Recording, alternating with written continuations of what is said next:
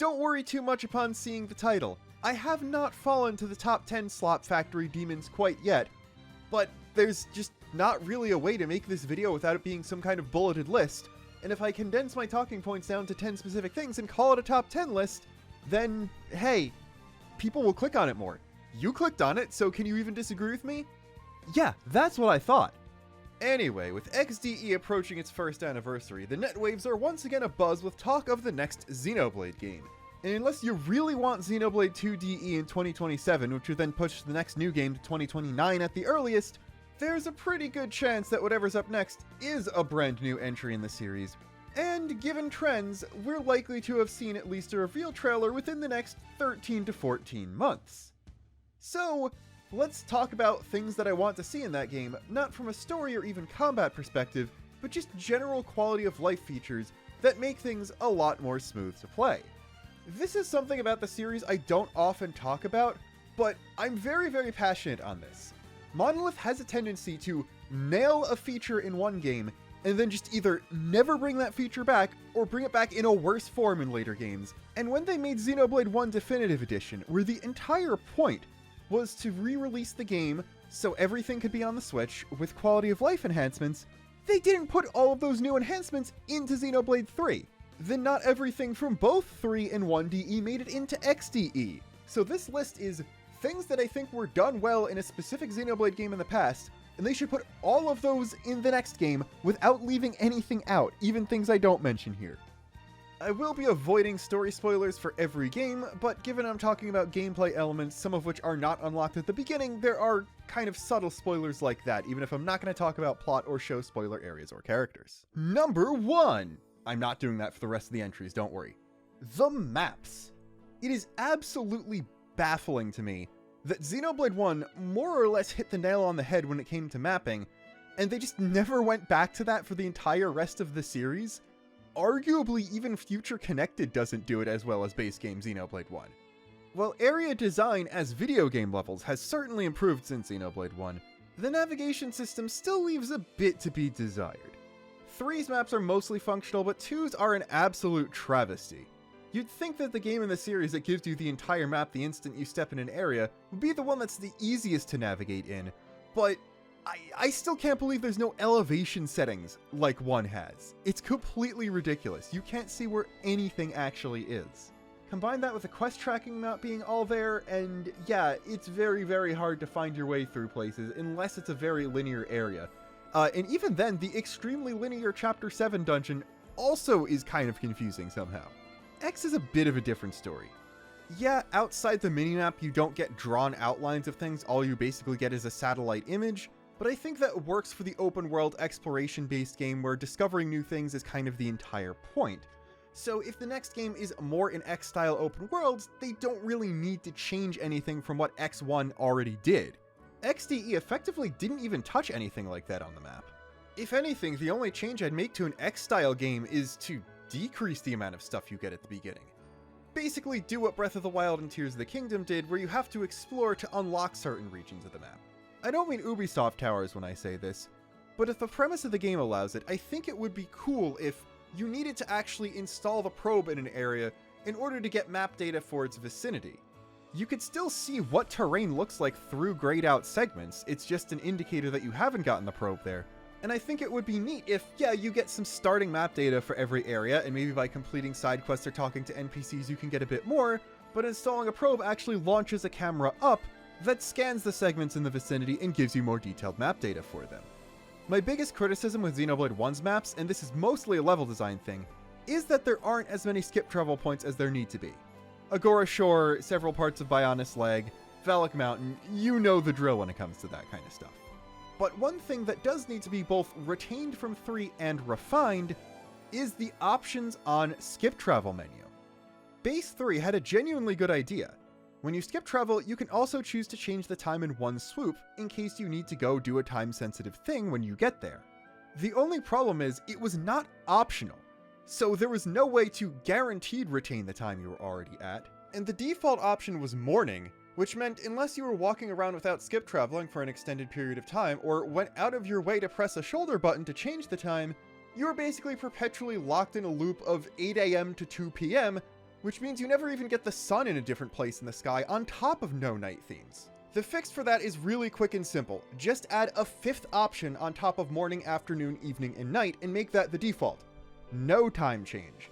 So changing the time immediately from skip travel is something you go out of the way to do and not the default. There is also the Celestial Compass from Future Redeemed, which can only be unlocked very near to the end of the game, and gives you the option to also alter the weather on skip travel. This is an extremely cool feature, but it needs to be limited in future games it appears in. First off, Future Redeemed only has one area with a few weather conditions for it, so it's a lot simpler to change between one of, say, 4 things than the multitude of different conditions across an entire game world the size of X is. And secondly, that is a very, very, very powerful tool to have.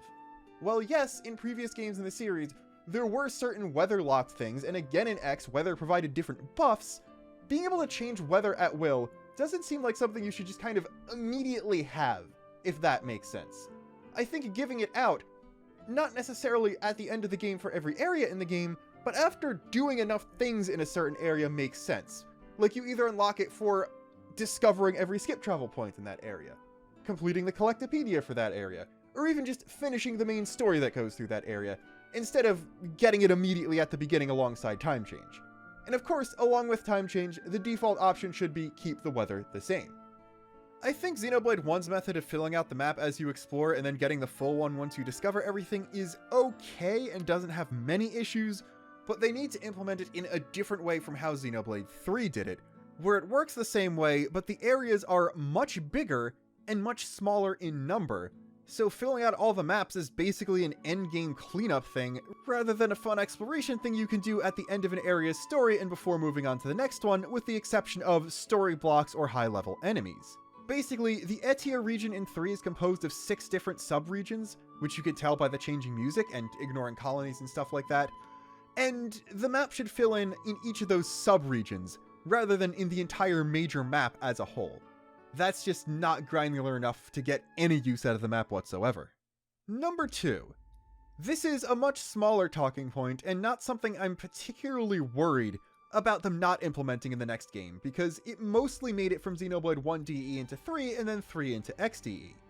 And that is the quest tracking feature.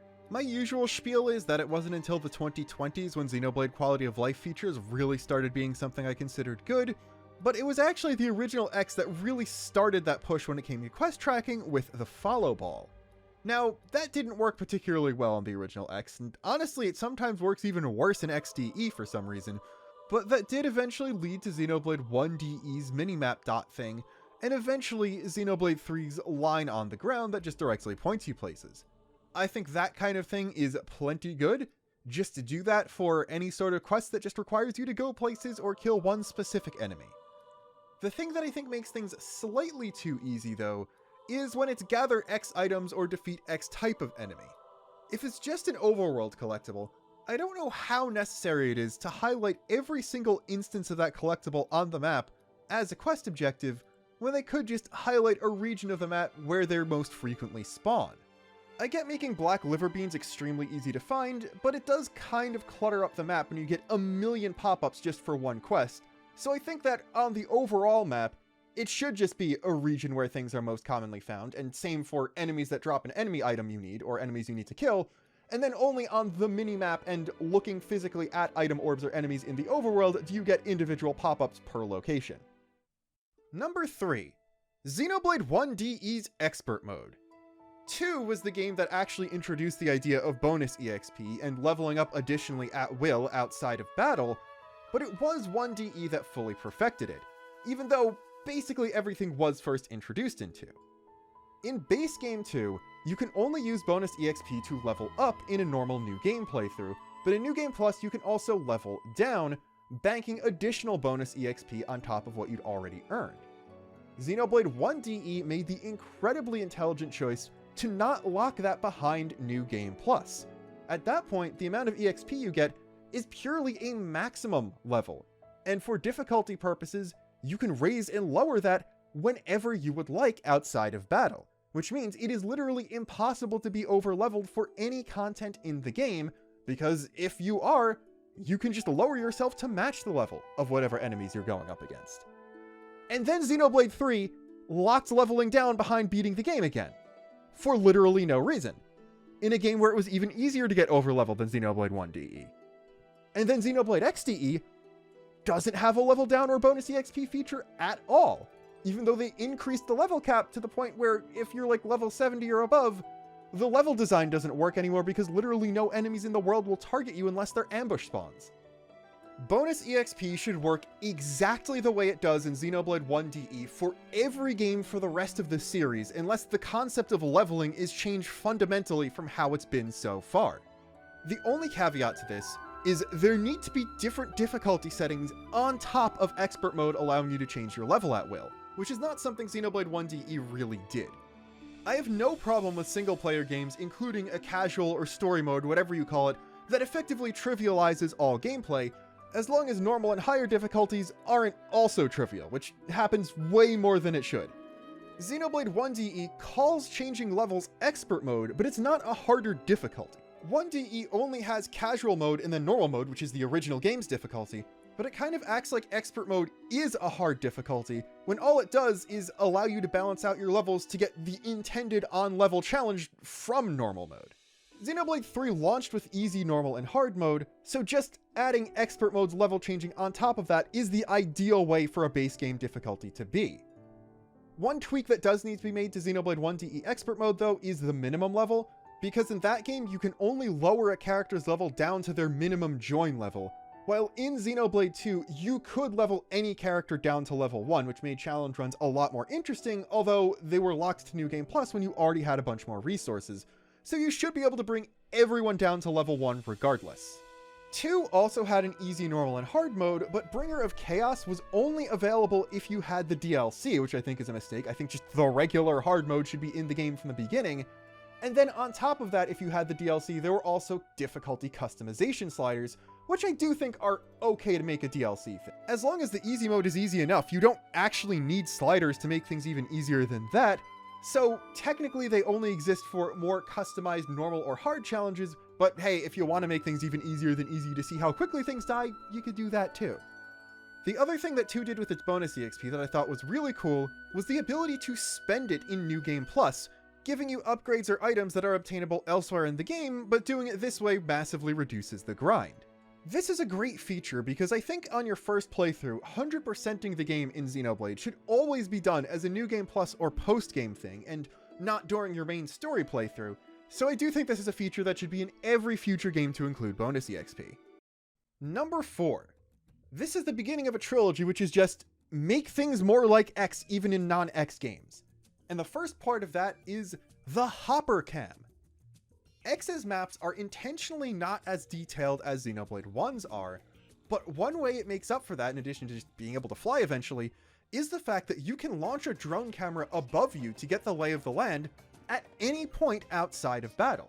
And while you don't really use it that often, I don't think the original game really reminds you it exists too much, and obviously on any future playthroughs you kind of know the world well enough so that I've used it maybe twice during my entire time with XDE. It's such a cool thing to have, and a neat way to temporarily get a bird's eye view of things long before you're ever actually able to fly. This should just be in every future game, no ifs, ands, or buts, even if you can't eventually unlock the ability to fly. Most areas in non-X games are still designed well enough where you don't see outside the seams of the world or anything like that if you get 10 to 20 meters above ground, and a lot of them are vertical enough where you can do that from elsewhere in the area anyway. So I just think it's a cool thing to have, especially if the player actually gets reminded it exists more, because it makes pathfinding so much easier and gives a very cool vantage point of the world you can't get in any other way. Number 5. Sprint. Xenoblade game have big area even in not X, which is the actual open world game. Why X only Xenoblade game with sprint feature? Yeah, X clearly has the biggest world out of all of them. And you do get a mech to make things go by even faster later. But you can also sprint from the get-go, and it's unlimited. Now, I would kind of argue that in terms of scale, the sprint is a bit too fast in X, but at least it exists. You have quick step gems in Xenoblade 1, I guess. That doesn't hit the same, especially in the game that has a lot of open flat areas with no easy skip travel points between them. And it's the same thing in 2 and 3. While a sprint of X's speed would be way too much, and is kind of too much even in X itself, the kind of speed boost you can get in the numbered games does still make even your max run speed feel really sluggish and slow, even if you are jogging at a pretty quick clip compared to your walk speed. Give you a stamina bar, make you only able to sprint 10 seconds at a time before it cools down for a bit, doesn't really matter. I think you should be able to run a little bit faster. Or at least in a numbered game where you don't get a mech, give us Juju's Buggy 2.0 and let us ride around on a car in areas after we've cleared the story in there, or something like that. Number 6, the training room from XDE. Gonna be real, did any of you even know this was a thing that existed? I think it's signposted even less than the Hopper Cam is, but yeah, there is just straight up a training room in Xenoblade XDE that lets you test out your builds on a dummy. It's hidden in the Blade Barracks menu next to where you customized your skills, and called Point Attack, suggesting that it's some kind of high score based thing, which yeah, I guess technically it is, but it's mostly there as a training dummy. That should be in every future game, but it should be explicitly highlighted that it is a training dummy and not some sort of score attack mode or something like that. Xenoblade 3 already takes you to the Limbo Zone for tutorials in some cases, so just do that for the training mode as well. Yeah. Number 7. 7. Field skills in Xenoblade 3's style over anything else. Being brief again here because I have talked about this in an entire video before 3 even came out, but basically, field skills in X more or less didn't exist. Field skills in 2 are okay except for the fact that you have to swap around your blades to activate them, and in my opinion, the best way to do things is to unlock new field skills by story or side quest progress, or by doing something like in a Xenoblade 2 affinity chart but for a party member and not for a randomized blade. Unlock further traversal options as you go or as you play through the game that allow you to access more areas of the world. This is basically what Xenoblade 3 does, except there are only 4 of them. 3 of them are just baseline abilities Xenoblade 2 had. The 4th is just immunity to ground hazards. 2 are story required, and they're all overshadowed by the fact that you get a boat. X kind of has this too, where getting a Skell is basically a high jump, and getting a flying Skell is basically an airship in any other JRPG. So just kinda combine the two even if you don't get mechs in the game. More field skills. You can upgrade the field skills. More things that aren't part of the baseline kit in another game, except probably sprint can be a field skill in a numbered game style thing. That actually kind of makes sense. Could have tied those together, but then I wouldn't have 10 talking points, so couldn't do that.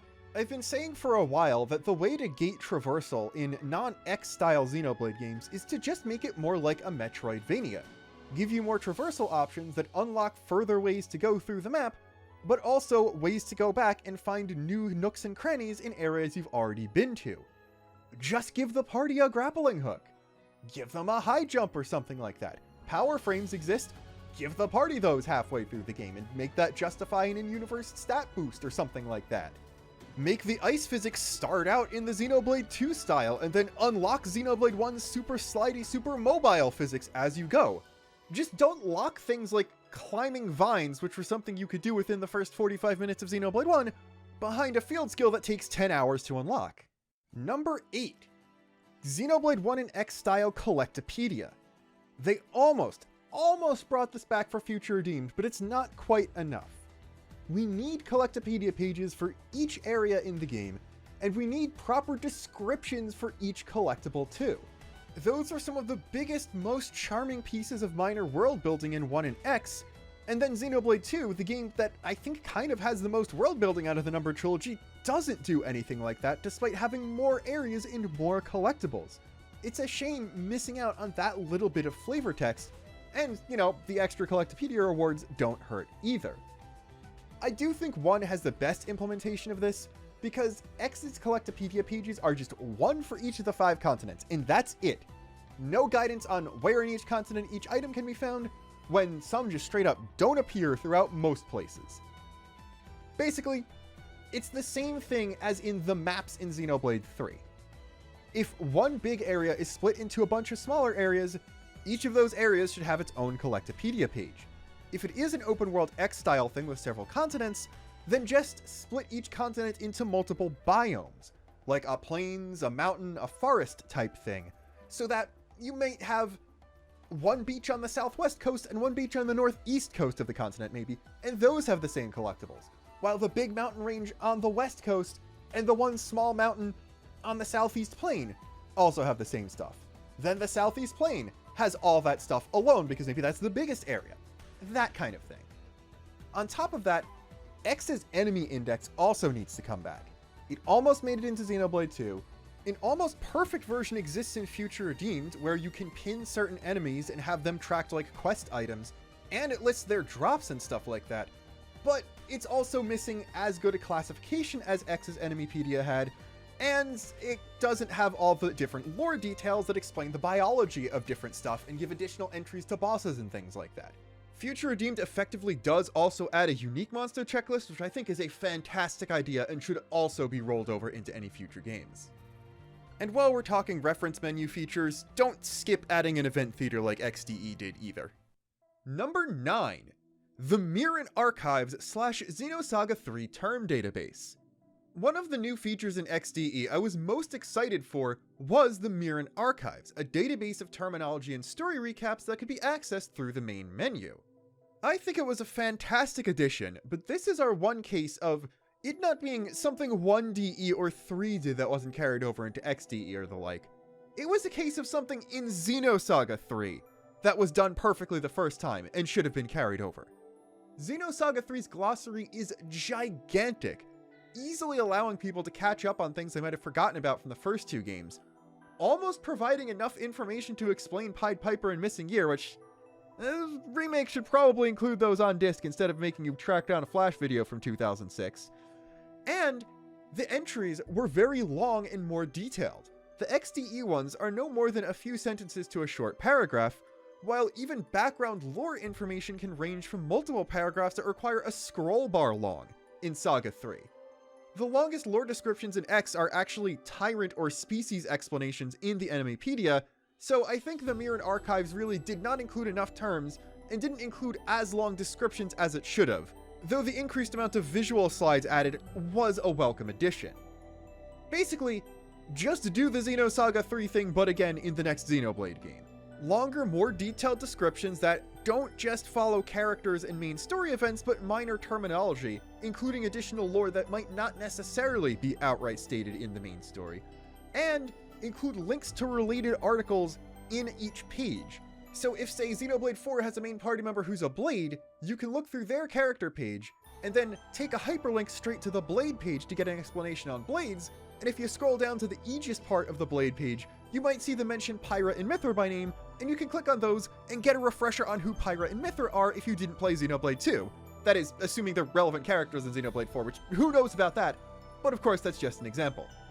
While I do think the next numbered Xenoblade game at least is going to be somewhat of a soft reboot for the series that doesn't require previous knowledge, every time they've made a sequel recently, it hasn't fully committed to being one, because they always want each new game to be a good new entry point for the series, when really some of them should be pure sequels that are there for people who've already played earlier games. It's okay to tell people interested in the Xenoblade 4 reveal trailer that they should probably start at Xenoblade 1 to get the proper context. And if people don't listen to fans, then at least including a term glossary in Xenoblade 4 that gives recaps and explanations for relevant things from Xenoblade 1 and presumably 2 and 3 should be enough where they can still call it a functional starting point without having to baby you with references and over-explaining things that appeared in previous games, or not committing to including things from previous games because they might confuse people. Our last talking point is once again in the vein of reference material. Number 10. Tutorials most similar to Xenoblade 1 and Xenoblade X. I fully acknowledge that Xenoblade 1's tutorials function the best, not just because of the way they're designed, but because Xenoblade 1 is the simplest and easiest to explain game from a gameplay sense. This doesn't mean that 2's tutorials are all of a sudden good now, and that the original X's weren't also lacking, but I think the way 1 does it with the slides that have picture demonstrations, and not just showing screenshots of the game or text only with arrows pointing to UI elements, is the way to go for a lot of different aspects. The thing when it comes to tutorials, though, is I don't think everything should be explained in the required tutorial slides every time you unlock a new thing. Save some explanations for the more in-depth reference material in the menu that you can access after the fact, so that people who actually can figure it out from reading the initial more simple tutorial can just get on with the game without getting distracted or pulled aside. People rightly criticize Xenoblade 2's tutorials for doing a bad job of teaching you how to play the game and not being reviewable. So what did Xenoblade 3 do? Well, it went a bit closer back to the 1 in X style of tutorials. It allowed you to review them, and they explained things more in depth, and at multiple points throughout the story, stopped the gameplay that was going on to force you to do something a certain way so you understood how it worked. You know what the reaction was? Most veteran Xenoblade fans complained that they were way too handholdy and pulled you out of the action in a lot of important scenes. A lot of new players were able to understand the game, but even they didn't necessarily think the handholdiness was as necessary. And then there were a bunch more people who just outright didn't read the things the tutorials directly told you anyway, and still said the game was too complicated or hard to understand for anyone with a real life. Many of whom were the same people who were complaining about too. I think it's the same thing that I always mention in Final Fantasy XIV. Dumbing complexity down or making things easier or more handholdy to try and entice new players or get people who are complaining about how complex and difficult things already are to stop whining is a fool's errand. No matter how easy or simple you make things, people are still not going to read and complain about how complex they are. So just make the game engaging for people of all levels of experience and skill levels who are actually willing to engage with the content you've made, instead of skimming a tutorial or ignoring all their tooltips and then complaining things are too complicated.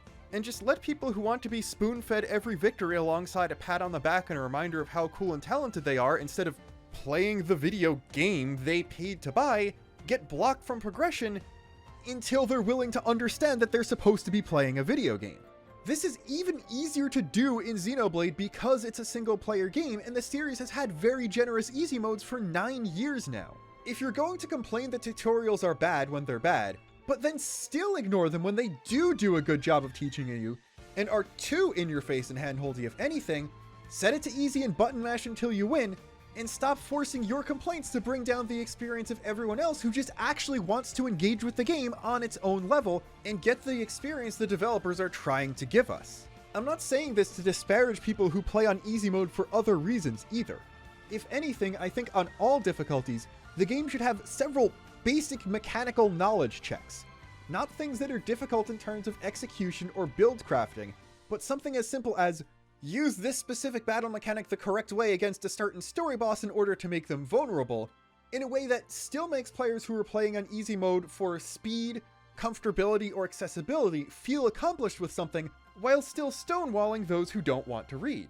I doubt we're ever going to get a game as simple as Xenoblade 1 again, so I don't think the tutorials are going to be that quick and breezy, but something in between 1DE and XDE I think is a very good medium, and in all honesty, I think the extensive tips menu 3 had is good. They just front-loaded so much of the stuff into the game itself and with the forced training drills. Keep the training drills menu, but keep the amount of things you're forced to do to progress the story at a minimum, and don't do stuff like 2 did, where they'll just throw an element orb on a boss, or explain parts of the chain attack system you can't activate at all for another 10 hours, and that kind of stuff. Explain things only when you get them, explain them briefly and coherently. Don't force the player to do X amount of auto attack combos to progress unless the entire fight is supposed to be scripted. And just simply have a button prompt on the last slide of each tutorial pop up that can take you into the tips menu or activate an optional training drill if someone is reading it for the first time and is confused. Also, why not just have a skip tutorials option in the main menu and available at difficulty selection upon starting a new game, so if you really want to, you can do an entire playthrough from the beginning without tutorials interrupting you at all, if you've played already. All the right components for a perfect system have been there throughout the series, they've just not all been in the same game at once yet. And the 3 tutorial situation is just an overcorrection for criticism for 2's tutorials, and I really want to make sure they don't overcorrect for the criticism of 3's tutorials by making the entire game play itself, instead of just streamlining them better. You might think the video is done, but we have a secret number 11. Jesus Christ, please add a photo mode already. Monolith, you worked on Breath of the Wild. That released 9 months before Xenoblade 2 and had one. You got 4 games on the Switch. No photo mode. Tears of the Kingdom, also Monolith. Photo mode. Mario Kart World, also Monolith. Photo mode. It might be a low blow to go there, but this is one place where you are objectively getting mogged by Expedition 33. That game has a photo mode that works in cutscenes. And all we can do in Xenoblade still is press L and R at the same time to take screenshots without the UI, which would be great if you couldn't already disable basically the entire UI in X. And that's the only button command you can use for that function. You can't just automatically make pressing the screenshot button get rid of the UI. And it's L and R, which are 2 buttons that are incredibly easy to accidentally press at the same time. This is like the most basic thing. Come on, guys. In addition to the series' just general MMO inspiration, Xenoblade 3 takes a lot from FF14. You couldn't have just also taken G-Pose? Just steal more stuff, please. Everyone's out here asking Monolith to take over the visuals and world design of Pokemon so those games can look as good as they should be. And guess what series has had a fully functional photo mode in both of the last 2 main entries? You had 2 opportunities to let it happen with Riku and didn't spring for either of them. So let me get uncomfortably close to the next Napan party member and take funny screenshots without having to rely on party member following AI getting stuck in a corner or something. I am so unironically mad right now, as you can clearly tell by the tone of my voice. So I'm going to go edit this video mostly to calm down. Until next time, this is Luxon, very clearly, objectively, obviously, seriously, angrily, signing off. Rah!